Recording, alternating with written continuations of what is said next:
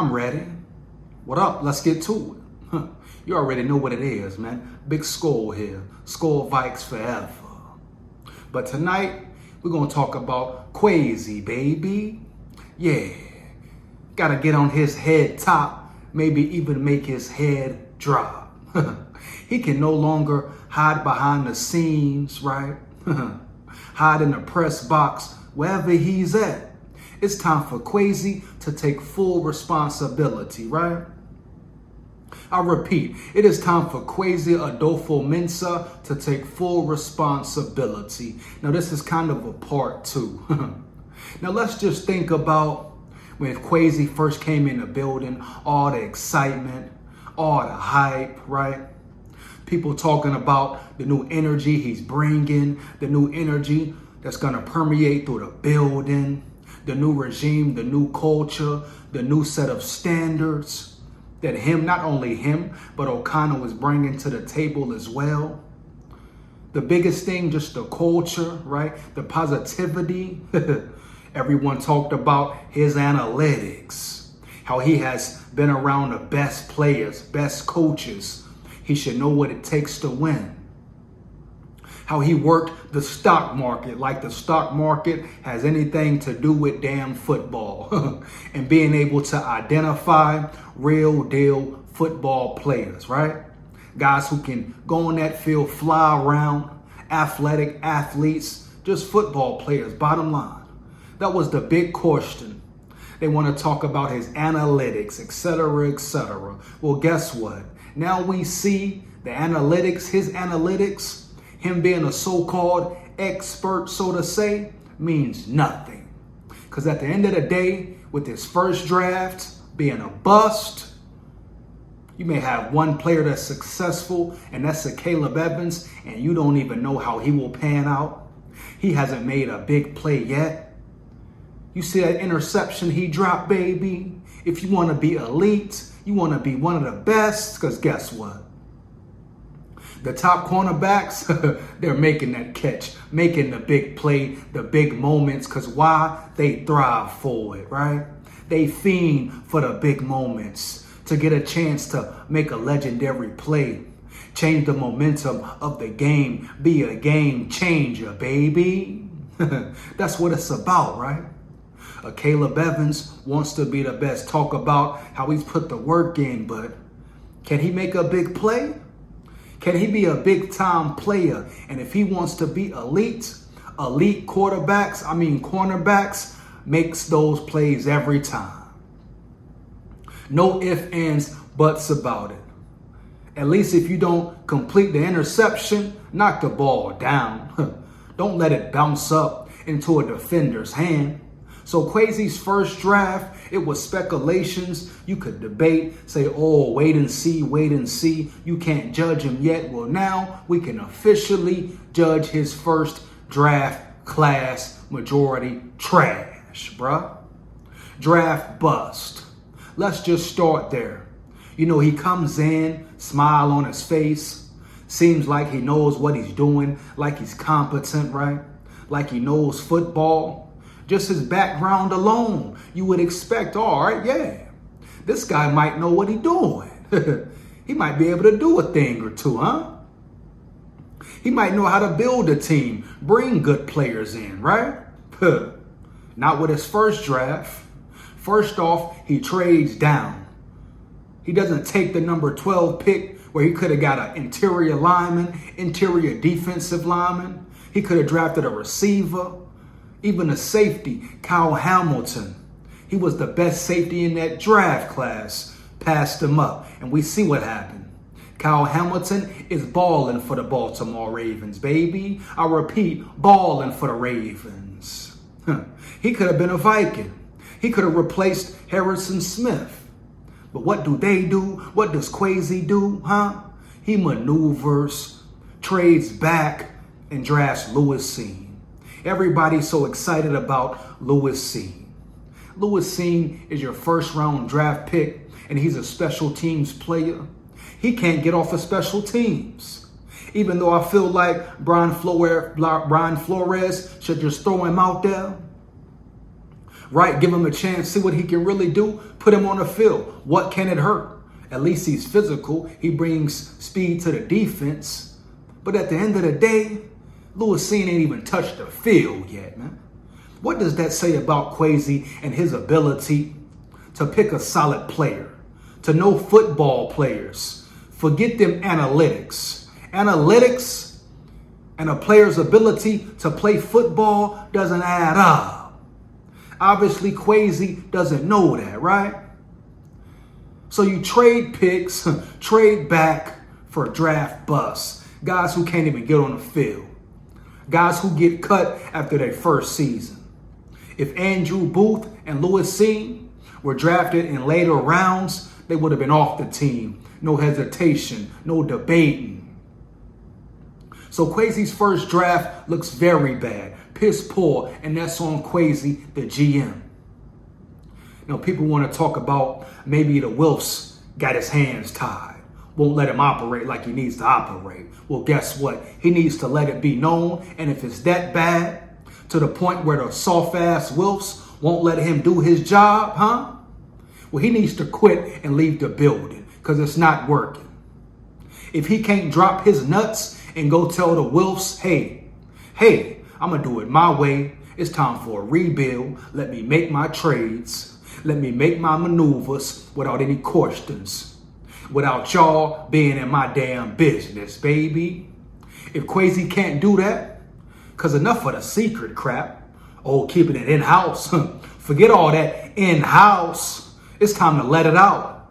So if the Wilfs are so set in their ways, loving being okay with being mediocre, average, just competing for a spot in the playoffs just to be beat the first round, embarrassed, huh? Kwesi needs to let it be known, period. Because right now, it's on him. He's looking bad. He's looking piss poor from his decisions all the way up into this moment, baby. We talk about the O-line once again, the trenches once again, D-line and O-line. He brings in Marcus Davenport, soft. He ain't even made it on the field. He's smiling, laughing in interviews about not playing. Looking goofy, looking like a soft cake, a cupcake. Yeah, I said it. I'll bench press Marcus Davenport too. Getting tired of his antics as well. Then he brings in Dean Lowry, some guy who supposedly has a big motor. He keeps going and going and going, going and going and going. Going where? It's nowhere for him to go. He gets no pressure. All the hype about him getting to the quarterback, applying pressure, his strong point. He ain't done nothing. He looks soft. Harrison Phillips, supposedly a good signing. He's stout up front. He can work the middle. He can plug gaps. He ain't doing nothing. The trenches look soft, piss poor, both sides. And then he has the audacity to let that sorry interior O-line trot their ass on the field like they really finna do something. He sits up in his interviews, in his pressers, talks about how he believes in this team, this roster. Who do you believe in, Kwesi? Just who the hell do you believe in, bruh? I must know. I gotta know. So this is on Kwesi. Personnel, man. You talk about Brian Flores, the defense. This is what you supply him with, huh? You're an expert defensive coordinator, creative mind, right? Who's bringing chaos. A coach can only do so much if he don't got enough talent. Brian Flores got nothing to work with, right? I mean nothing. Besides D Hunt, a couple cornerbacks for real, some safeties, you know, linebackers, you know, Ivan Pace, Jordan Hicks, come on, man. Jordan Hicks is Jordan Hicks. He's still slow, he's still sluggish, and he can't guard nobody. Where is BA? Where is Brian Asamoah? Another Kwesi draft pick. Is he hurt? Is he injured? Why can't he get on the field? Where is his speed at? His elite sideline to sideline speed. Once again, Kwesi's draft pick. All the draft pick he's accumulated. Sorry, piss poor so far. Besides this year, the Ivan Pace, Mekhi Blackman, And that's still yet to be determined, baby. So let's be real. Kwesi has failed tremendously. And his biggest failure is that defense and the offense, the trenches. How could he feel comfortable? Put his team in that position, knowing who Kirk Cousins is as his quarterback. Knowing Kirk Cousins cannot maneuver in the pocket. He can't scramble. He can't even take a step to the left or a step to the right. He can't even two-step, baby. And Kwesi has the audacity to trot them soft-ass linemen on the field. Ed Ingram, who can't even block a cornerback. Ezra Cleveland, Then they bring in Reisner. About time. About 2-3 months too late. Should have been had him in the building. Then they say, oh, we got to rest him for a week. Let him get acquainted. Let him get in the mix. Kill that noise. Put him on the field.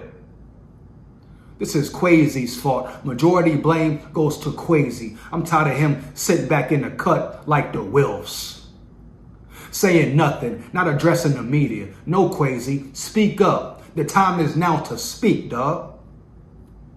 You have done nothing positive. All your analytics, your so-called expertise, where has it gotten you? Where has it gotten the team, Kwesi? I must know. So speak up, please, big dog. Defend yourself. Because people are assuming you should be in the hot seat. Your ass should feel some steam from that hot seat, baby. Woo! Do you dig me? Do you get my drift? Kwesi is not absolved from anything. If, in fact, he takes the majority of this blame for the roster he has built or lack of roster. That piss poor crap trotting on the field, them trenches so soft. Did you see the Eagles? Do you see how they built, started in the trenches, Then they looked elsewhere for the skill positions. Do you see their linemen, their D linemen? They are a beast. They are physical. They are lions. They are gorillas. They are mean. They are dirty. They are tough. They stand firm. You see how they linebackers can just fly around, freelance, get to that ball? That's what Ivan Pace Jr. is supposed to be able to do. He deserves better. Even Jordan Hicks, he deserves better. He shouldn't even be out there. But once again, where's BA? Where's BA? Brian Asamoah? Where the hell is his antennas at? So it's time for Kwesi to come out in the front. Step up, big dog. Come to the light. Speak up. What are your plans, dog? Because it may be time for you to go. You understand me? Tired of this piss poor, man. Year in, year out, and they ignore the line. The O-line again. Talked about it all off season. If you're going to run it back with Kurt, bring in some guys in the trenches who can protect him. And what the hell does Kwesi do? He runs it back with that same softest cotton Charmin O-line. Like they bowed it. They soft. And that's my opinion on it. Kwesi, speak up and do something. Let me know how you feel about it. Make sure you like, comment, and subscribe. Hit that notification bell so you know when I'm on and rock and rolling. Takes less than 1 second. SKOL Vikes forever. Woo!